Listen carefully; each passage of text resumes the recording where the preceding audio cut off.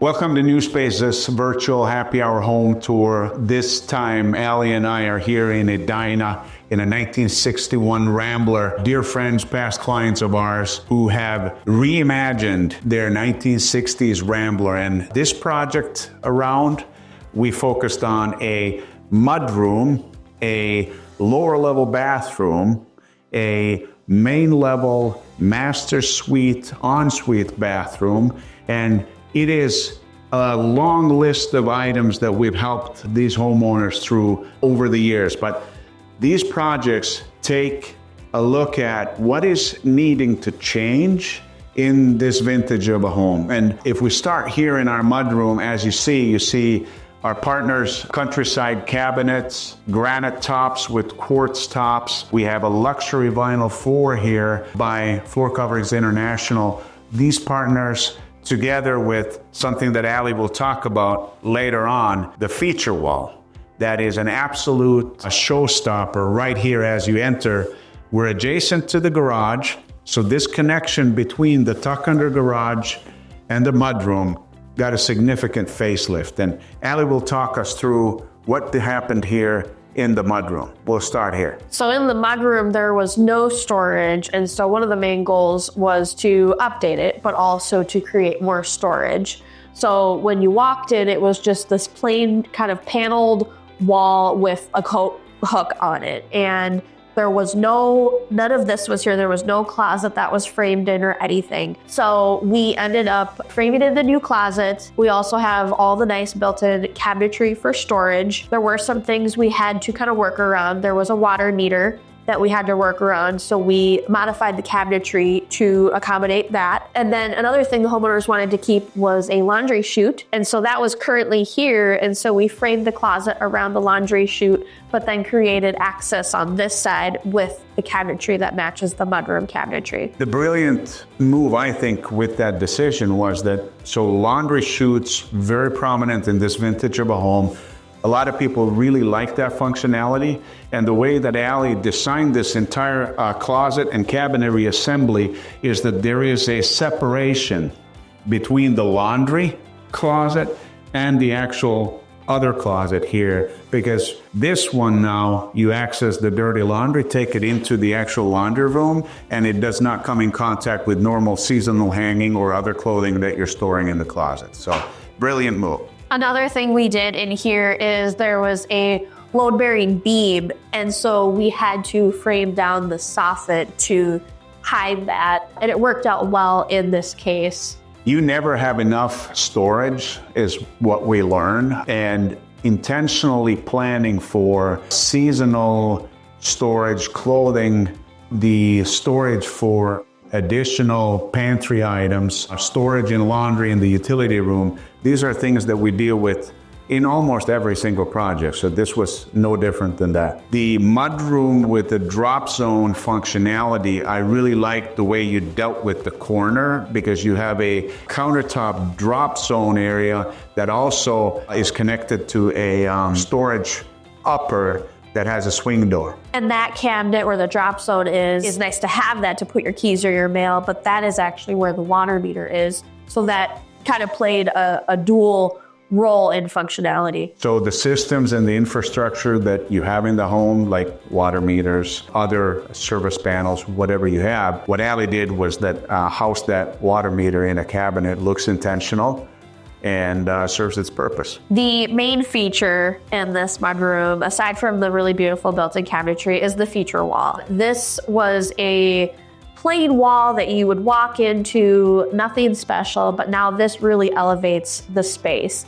The homeowner had a vision or an idea of having something different and unique on this wall. And so we worked with a gentleman who does feature walls for a living, and he created and helped us put together a mock-up of what this would look like. And then he installed all the pieces, we painted it, and it turned out great. And now it's really the star of the show. And like in many of our projects, the collaboration between our design team and our homeowner.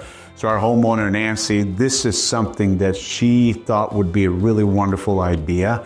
and Garrett Faust, who put this together with Ali. We really look at this as a statement piece after you walk in from your garage into your mudroom.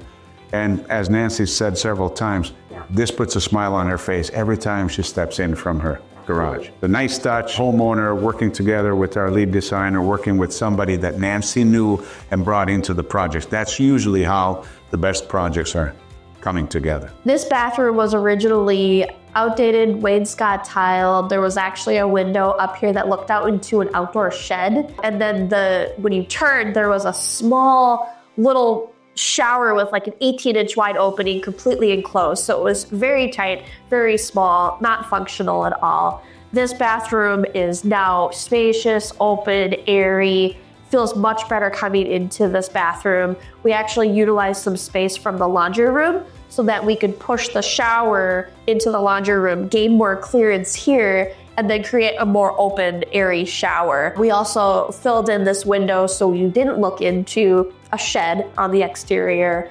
We have nice vanity storage when originally there was just a pedestal sink as well. The materials we used in this bathroom, we have the LVT luxury vinyl flooring running from the mudroom directly into the bathroom, so it's seamless. We have quartz countertops with Delta fixtures and American Standard toilet. We also use those type of fixtures in the primary suite. We have a frameless glass shower door down here that again just makes the space feel more open. We have the fiberglass shower base. Again, what we did in the primary suite, we did down here too. Different tile selections, but just giving it that more elevated feel with the tile surround and the decorative niche to add that little bit of pop of color and accent. So we originally had a wrought iron metal railing here, and we took that out in order to mimic the railing that's on the main level. And so it was a nice stained wood with a newel post and the black metal balusters. And so we just wanted to tie the main level space with this lower level space. And a lot of times the railings in particular, like together with door hardware, with light fixture, they are the jewelry of the home. And one thing I really like about this project is our homeowners have taken this property, the 1961 Edina Rambler, over a course of time, phasing different projects. And this was one of the things where Ali brought more cohesiveness.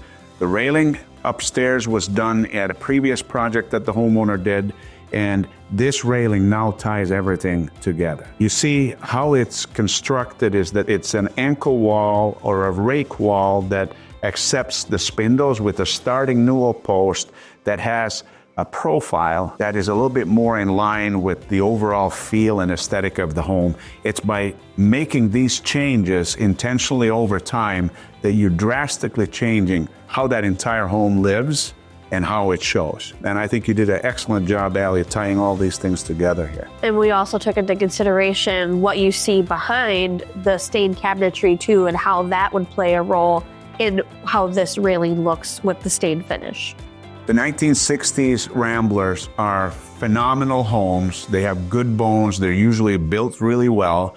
And it's little changes in terms of aesthetic, space plan, and systems that make all the difference. And that's what we mostly deal with today when we get into these projects. We're now in the primary suite. And as is the case with these typical 1960s Ramblers, you typically see 3 bathrooms in the home, a hall bath and an ensuite bathroom, which sits right up together with a master bedroom. And that's what we have here.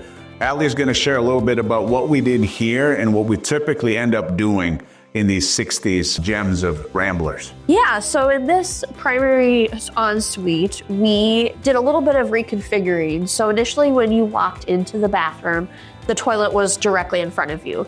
And so it made it a little hard to kind of shimmy around that. And then the sink was right next to it, and then the shower with a bathtub. And so to make this bathroom feel more open and give it a better functional layout, we flip-flopped the toilet and the sink. So now when you are looking into the bathroom, you see the new vanity, which added some nice storage. And then next to that, you'll see the toilet, new comfort height toilet, and then the shower, walk-in shower is next to it. We removed the bathtub, we removed the soffit above, in the shower, and so now it feels a lot more open and airy. Many times when Allie and I are into these vintage homes, we remove the bathtub. And from an aging in place perspective, the thing that we got to think about is the bathtubs and navigating, getting in and out of these tubs are probably accounting for the largest part of all accidents and falls that happen. So a low clearance shower is a really good idea if you're starting to feel like, hey, I like a little bit more ease getting in and out of the actual washing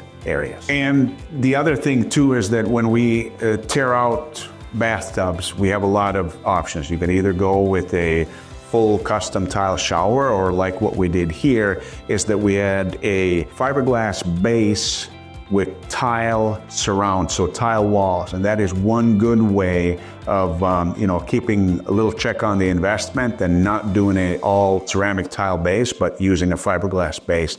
They work well and also brings down that investment some. The other thing we also did was that in this area, remember we had a soffit that was built over the tub area to just bring that ceiling down a little bit. By removing the soffit that did not house any of the systems or anything that was necessary, we also had the air of a little bit more height in the room, which just makes it feel more generous in general. And I think you ended up with semi-frameless bypass shower door, clear glass, that also displays your selection of tile really well. The niche that you put in there, I really like because it gives you an opportunity to kind of make it a feature, bring in a little bit more decorative tile component. And that's something that puts a smile on your face because you see it every day when you take your shower. And a lot of times in these bathrooms also, we have to make sure that bathrooms are vented to the outside. We run into all kinds of scenarios. Sometimes the bathroom might be vented into the attic. So we're pushing hot air into the attic. And in this case, we just make sure that we get the venting properly to the outside. The reality of us living in Minnesota and 20 below weather, you do want a bath fan, even though you have a window, because when days are like they are here during the winter, you're not opening the window for ventilation. It's that simple. Thank you for joining us here at New Space's virtual happy hour home tour today. What you've seen is a property and a type of project that we do quite a bit of. This is a 1960s Edina Rambler.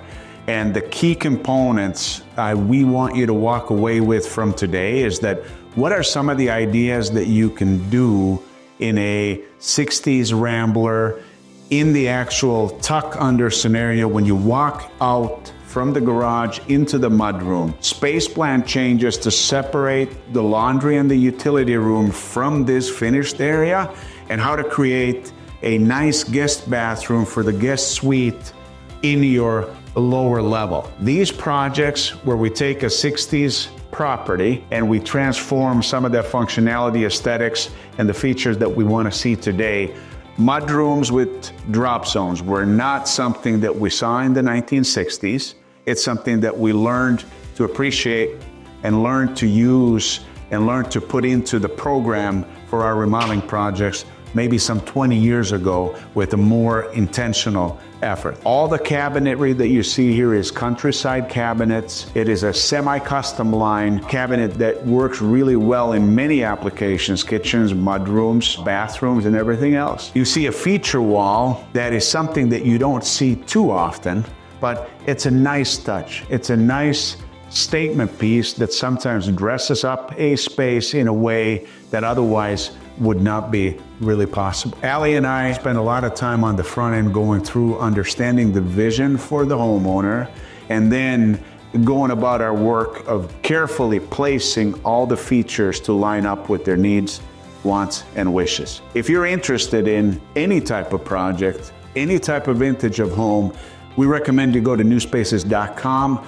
look at our virtual happy hour home tours. You'll find them in the tab for the special events, and hope to see you next time. Again, thanks for visiting us, spending time with New Spaces, our design team. This is what we do all day, every day, when we help people live better.